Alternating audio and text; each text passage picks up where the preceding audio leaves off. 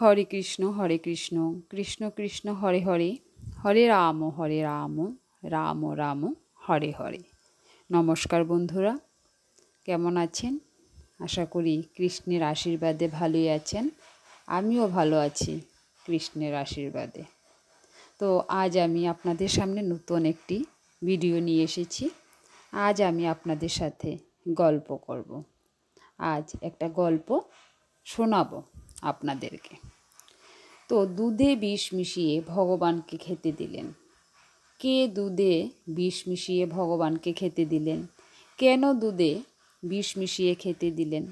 আজ আমরা এটাই জানব। কেন ভগবানকে বিষ মিশিয়ে দুধ খেতে দিল? কে ছিল সেই অপরাধী? তাহলে চলুন জেনে নেওয়া যাক। অযোধ্যার এক গ্রাম ছিল।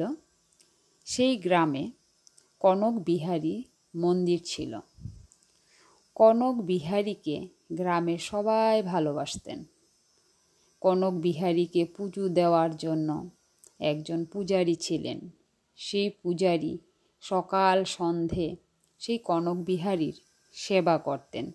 প্রভুকে স্নান করানো, প্রভুর ভোগ লাগানো, প্রভুকে সুন্দর করে সাজানো, প্রত্যেকটা কাজ পূজারী নিষ্ঠা সহকারে পালন করতেন এবং খুব বিশ্বাস করতেন সেই কনক বিহারীকে।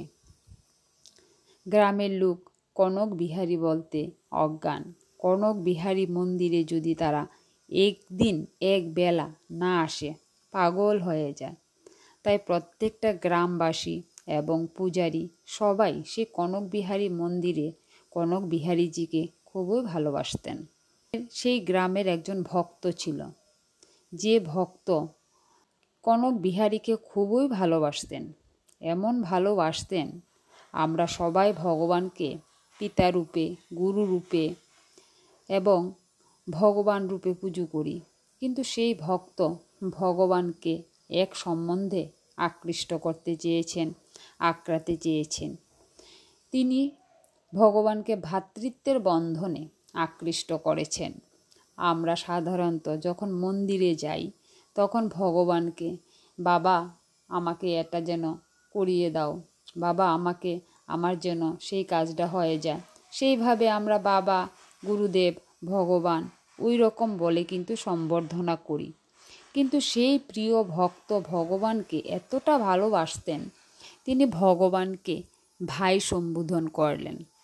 ভগবানকে সব সময়, কনক বিহারীজিকে সব সময় ভাই সম্বোধন করে কথা বলতেন।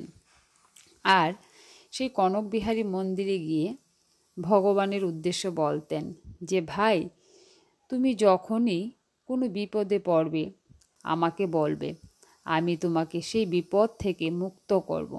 সাধারণত আমরা ভগবানের কাছে নির্ভরশীল হয়ে থাকি যে ভগবান বিপদে পড়লে তুমি আমাদের বাঁচাবে, কিন্তু না, ওই ভক্ত ভগবানকে এতটা বিশ্বাস করতেন, ভগবানের কোনো কষ্ট দুঃখ সহ্য হতো না।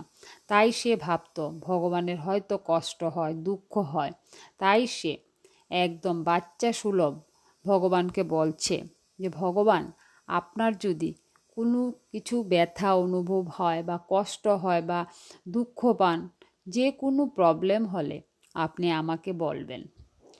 ভগবান কনক বিহারীজি তো ভক্তের কথা শুনে মনে মনে খুবই হাসি পাচ্ছে।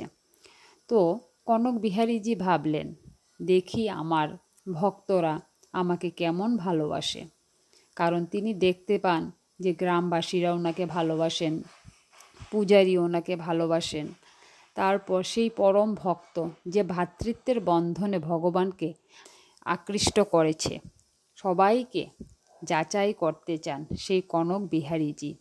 তো কনক বিহারীজি কি করলেন, এদিকে ছিল পূজারী যে পুজো করত, সেই পূজারীর একটি ছেলে ছিল। তো ভগবান তার লীলা দেখানো শুরু করে দিয়েছে, ভগবানের লীলা বুঝা দায়। তো ভগবান ভক্তকে পরীক্ষা করার জন্য তিনি একটা লীলা শুরু করলেন। কী লীলাটা? লীলাটা হলো, সেই কনক বিহারীজিকে যে পূজা অর্চনা করেন সেই পূজারীর ছেলে খুব অসুখ হলো। এমন অসুখ হলো যে তাকে কিছুতেই ভালো করা যাচ্ছে না। অনেক বদ্যি কবিরাজ দেখানো হচ্ছে, তারপরও তার শরীর ভালো হচ্ছে না। তখন পূজারীজি অনেক দূরে এক কবিরাজের কাছে বাচ্চাকে নিয়ে গেলেন। সেই কবিরাজ বললেন, তোমার ছেলের তো খুব কঠিন অসুখ হয়েছে, যে অসুখ সচরাচর দেখা যায় না। কি করে বাঁধালেন এই ধরনের অসুখ? কিন্তু সেই বদ্যি কবিরাজ তো জানে না এটা যে কনক বিহারীজির লীলা। পূজারীদের চোখে জল পড়ছে। তার একমাত্র সন্তান কিছুতেই ভালো করতে পারছে না। তখন তিনি কবিরাজের পায়ে হাতে ধরে বলছেন, আপনিই পারেন একমাত্র বাঁচাতে। আমি সকাল সন্ধ্যা কনক বিহারীজির পুজো করি। আমার মন পবিত্র, আমার ছেলের কিচ্ছু হবে না। আমার বিশ্বাস আপনি ভালো করতে পারবেন। তখন কবিরাজজি একটা ঔষধ দিলেন।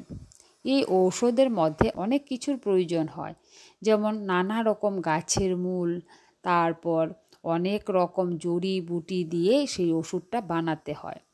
সেই কবিরাজ নীলাতুকা এই রকম নামে এক ধরনের বিষ, যেটা আমরা বিষ বলি, সেই রকমের এই জিনিসটারও প্রয়োজন হবে সেই ওষুধ তৈরি করতে। তো পূজারীজি কী করছেন, একটা একটা করে সব কিছু সরঞ্জাম তৈরি করে রাখছেন। তো তিনি সেদিন কি করলেন, সেদিন কারেন্ট ছিল না, যেহেতু গ্রামের মধ্যে কোনো কারেন্ট নেই, কারেন্ট থাকে না এখানে। সাধারণত মোমবাতি বা লণ্ঠন ওই ধরনের আলোবাতি ব্যবহার করা হয়। তো সন্ধ্যার সময় যখন ঠাকুরকে নিদ্রা দিতে গেলেন, পুজো অর্চনা শেষ হয়ে গেছে, সন্ধ্যা দিকে ভজন সব কিছু শেষ করে রাতের বেলা যখন প্রভুকে নিদ্রা দেবেন, তখন তিনি কি করতেন, পূজারীজি প্রত্যেক দিন প্রভুকে এক গ্লাস দুধ খাওয়াতেন। তো সেই দুধটা নেওয়ার সময় দুধের মধ্যে মিছরি দেওয়ার সময় কি করলেন, সেই নীলা তুকাটা সে পূজারীজি ওই দিকেই রেখেছিল। তো যেহেতু অন্ধকারের মধ্যে পূজারীজি সেটা লক্ষ্য করেনি, তিনি মিশ্রির বোতল নিতে গিয়ে সেই নীল তুকাটা নিয়ে দুধের মধ্যে মিশিয়ে প্রভুকে খাইয়ে নিদ্রা দিয়ে চলে আসলো। প্রভু তো দুধটা খেলো আমাদের কনক বিহারীজি। তো দুধ খাওয়ার পর ওনার জ্বালা পোড়া হচ্ছে। তো সব কিছু তো কনক বিহারীজি ইচ্ছে করেই করছে এইগুলি। তো এদিকে প্রিয় ভক্ত যে ছিল, যে ভ্রাতৃত্বের বন্ধনে আকৃষ্ট করেছিলেন ভগবানকে, কনক বিহারীজিকে, তাকে স্বপ্ন দেখালেন প্রভু, মানে কনক বিহারীজি স্বপ্নে গেলেন। ওনার ওই ভক্তের স্বপ্নে গিয়ে দেখাচ্ছেন যে ওনার ভীষণ কষ্ট হচ্ছে, ওনার বুকে জ্বালা পোড়া করছে, ওনাকে তার পূজারী বিষ খাইয়ে দিয়েছে। সেই ভক্ত তো ঘুম থেকে লাফিয়ে উঠলেন, কি বলছে, হ্যাঁ, আমার ভাইকে কে বিষ খাইয়েছে, পূজারী কেন বিষ খাইয়েছে? তাই সে কি করলো, সে তাড়াতাড়ি ঘুম থেকে উঠে আশেপাশের এক দুজনকে নিয়ে সে পূজারীর বাড়িতে চলে আসলেন। এসে পূজারীকে ডাকতে শুরু করলো। পূজারী তো এদিকে ঘোর নিদ্রায় ঘুমিয়ে আছে। তো পূজারীজি সে ভক্তের ডাক শুনে ঘুম থেকে উঠলেন। ঘুম থেকে উঠে বলেন, কি ব্যাপার, এত রাত্রে তুমি কেন এসেছো, কি হয়েছে? তখন সেই ভক্ত বলছে, তুমি আমার ভাইকে দুধের মধ্যে বিষ মিশিয়ে খাইয়েছ। আমার ভাইয়ের কত কষ্ট হচ্ছে, যন্ত্রণা হচ্ছে, বুকে জ্বালা করছে, চলো তুমি দেখে আসবে। পূজারীজি তো মাথা গরম হয়ে গেছে, এটা কি বলছে, আমি কেন দুধে বিষ মিশিয়ে খাওয়াবো? কারণ কেন, সবাই তো প্রভুকে ভালোবাসে, কনক বিহারীজিকে সবাই ভালোবাসে, শুধু পূজারীজি নয়, ভক্ত নয়, গ্রামবাসী সকলে কনক বিহারীজিকে ভালোবাসেন। তখন পূজারী বলছেন, চলুন তো দেখে আসি। তখন সবাই ছুটে গেল সেই মন্দিরে গিয়ে দেখে সেই কনক বিহারীজির বিগ্রহের কালার সাদা ছিল, এটা একদম নীল বর্ণ ধারণ করেছে, বিষে বিষাক্ত হয়ে গেছে। তখন সবাই হা হয়ে তাকিয়ে রয়েছে। তখন সেই প্রিয় ভক্ত বলছে, হে ভাই, তুমি আমাকে বলো কিভাবে তোমার সেই বিষ আমি বের করতে পারবো?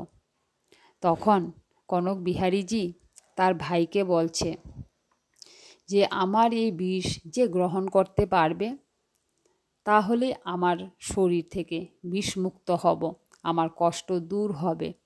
তখন সেই প্রিয় ভক্ত বললেন, আমি আপনার সব বিষ নিয়ে নেব। তখন বলছে, কনক বিহারীজি বলছে, না, তুমি নিলে হবে না, সবাইকে নিতে হবে, গ্রামবাসী সবাইকে সেই বিষ ধারণ করতে হবে।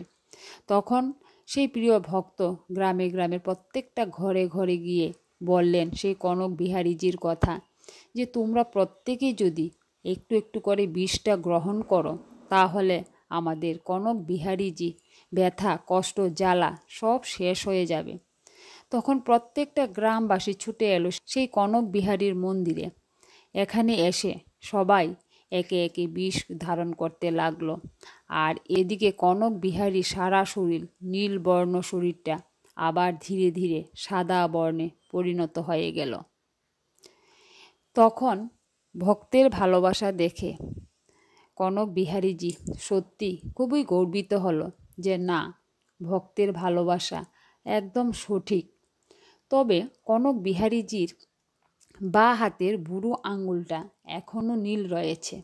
ভক্ত দেখতে পেল যে বুড়ো আঙুলটা, বাঁ হাতের বুড়ো আঙুলটা এখনও নীল বর্ণ ধারণ করে আছে।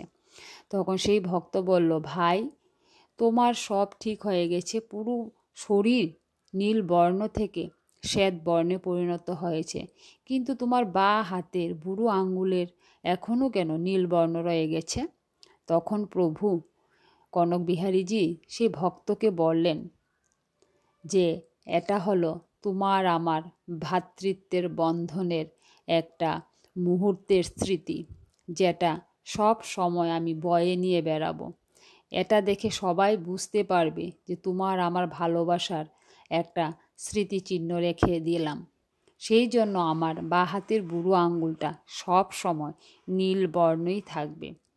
তো বন্ধুরা, আপনাদের মধ্যে যারা অযোধ্যার সেই কনক বিহারীজির মন্দিরে গিয়েছিলেন, তারা হয়তো লক্ষ্য করলে দেখতে পেয়েছেন, বা যারা যাবেন আগামী দিন, তারা গেলে অবশ্যই লক্ষ্য করবেন যে কনক বিহারীজির বাঁ হাতের বুড়ো আঙ্গুলটা এখনও সেই নীল বর্ণ ধারণ করে আছে। তো সেই নীল বর্ণ ধারণ করার কারণটাই হলো সেই ভক্তের ভালোবাসার চিহ্নটাকে এখন পর্যন্ত কনক বিহারীজি বয়ে চলেছে। তো নমস্কার বন্ধুরা, গল্পটা শুনে কেমন লাগলো অবশ্যই কমেন্টস করে জানাবেন। তো হয়তো কোনো ভুল ত্রুটি থাকতে পারে, তো আমাকে মাফ করে দেবেন। হরে কৃষ্ণ কৃষ্ণ কৃষ্ণ হরে হরে, হরে রাম রাম রাম হরে হরে।